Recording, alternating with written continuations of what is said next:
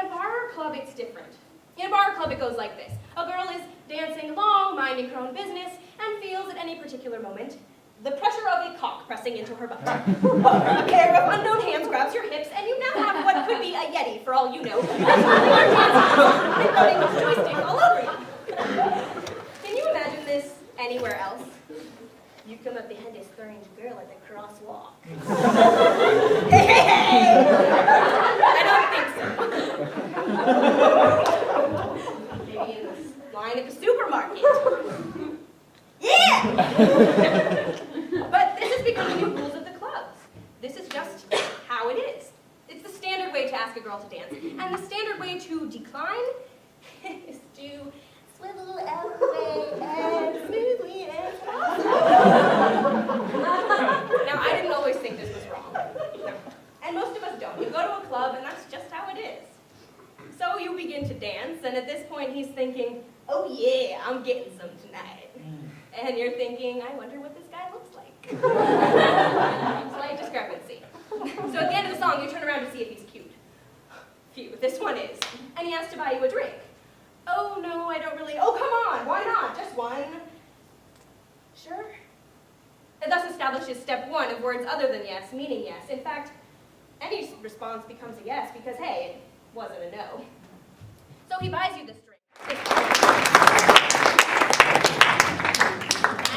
Thank you. Hello? My name is Magda. I'm a character in Ariana's imagination, and she's invited on stage today to talk to you about a rather icky subject. One we aren't supposed to talk about. But this is a modern day, and I'm a modern woman. Things aren't like they were in my day. No. I'm almost 50 years old now. And I know a lot of stuff.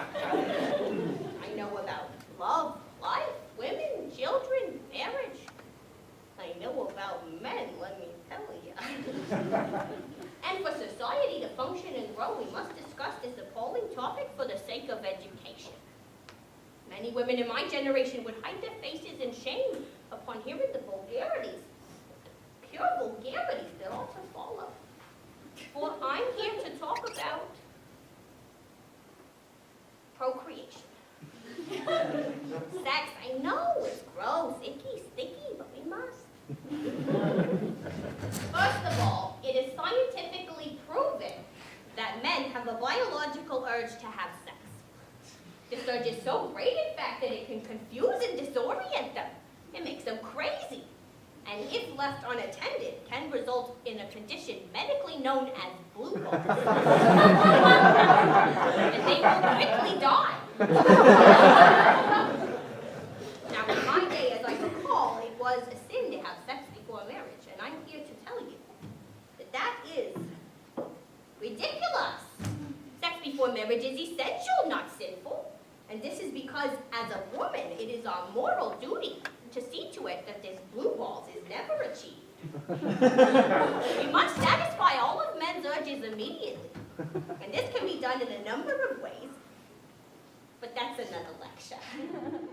Consentire, which means with feeling. Consent is not just about the words no or yes. It's about the unambiguous presence of desire.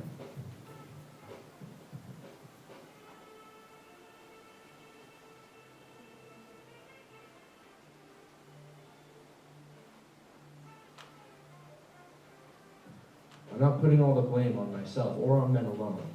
It's not fair to expect men to read minds or to even perfectly intuit subtle body language. A precondition for being ready for a sexual relationship is having the courage to say a firm no to the people you love.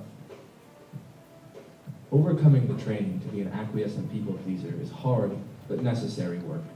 And because of the way we socialize girls, difficulty with saying no tends to be much more common among young women. But guys have work to do also. Too many play what I call the stoplight game. Good drivers are taught to stop on red, which functions as a no. But, of course, if you wait long enough at a stoplight, every red will become green.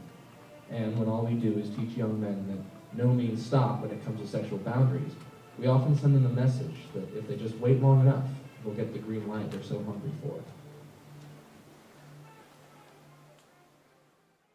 Dear Ariana, I don't want you to be in pain anymore. And And I know you don't blame men, but I but want to set the record straight.